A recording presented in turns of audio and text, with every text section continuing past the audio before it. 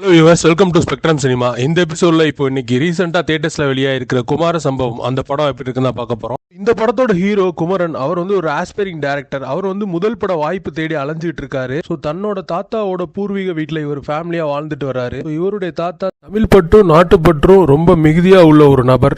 இந்த சுச்சுவேஷன்ல இவர் வீட்டுல வாடகைக்கு இருக்கிற இளங்கோ குமரவேல் அவர் வந்து ஒரு சமூக ஆர்வலர். நிறைய நல்ல விஷயங்கள் செஞ்சுட்டு வர்றாரு. இந்த சுச்சுவேஷன்ல அவரோட போர்ஷன்ல மர்மமான முறையில இறந்து கிடக்குறாரு. இவர் ஒரு சமூக போராளின்றதுனால இவரை கொல்ல நிறைய பேர் மோட்டிவா இருப்பாங்க அப்படின்றத கண்டுபிடிக்கிறாங்க. பட் ஆனா ஃபர்ஸ்ட் டவுட் வந்து கதாநாயகனான இந்த படத்தோட ஹீரோவான குமரன் அவர் தான் ஃபர்ஸ்ட் சஸ்பெக்டா இதுல கருதப்படுறாரு. ஸோ இதுல இருந்து இவர் எப்படி தப்பிச்சாரா, அப்புறம் அவருடைய சினிமா கனவு என்ன ஆனது, இதுதான் இந்த படத்தோட அந்த மொத்த கதை. இந்த படத்தோட ஃபர்ஸ்ட் பாசிட்டிவ் பாலாஜி வேணுகோபால் அவரோட டைரக்ஷன் தான். பொதுவாகவே அவருடைய படங்கள் காமெடி அப்படின்ற அந்த விஷயத்தை அடிப்படையாக வச்சுதான் இருக்கும் திரைக்கதை. ஒரு சில பேரோட படங்கள்ல காமெடி சீக்வன்ஸ் அப்படின்றது ரைட்டிங்ல மட்டும்தான் இருக்கும். பட் அது ஸ்கிரீனுக்கு வரும்போது அந்த அளவு எஃபெக்டிவா இருக்காது. ஆனா இந்த படத்தோட அந்த ரைட்டிங்கா இருக்கட்டும், அது ஸ்கிரீனுக்கு கொண்டு வந்த விதமா இருக்கட்டும், அப்புறம் அந்த ஆக்டர்ஸ்ட அந்த பெர்ஃபார்மன்ஸ் வாங்கின விதம்னு எல்லா விதத்திலுமே இது வந்து ஒரு எஃபெக்டிவா வந்திருக்கு இந்த படத்தோட காமெடி சீக்வன்ஸ். அடுத்து இந்த படத்துல பாலசரவணன், வினோத் சாகர் இவங்க ரெண்டு பேரோட அந்த பெர்ஃபார்மன்ஸ் தான் பேக் போனா இருக்கு அந்த காமெடி சீக்வன்ஸ்க்கெல்லாம். பெர்ஃபார்மன்ஸை பொறுத்தளவு பாண்டியன் சோர்ஸ் குமரன்,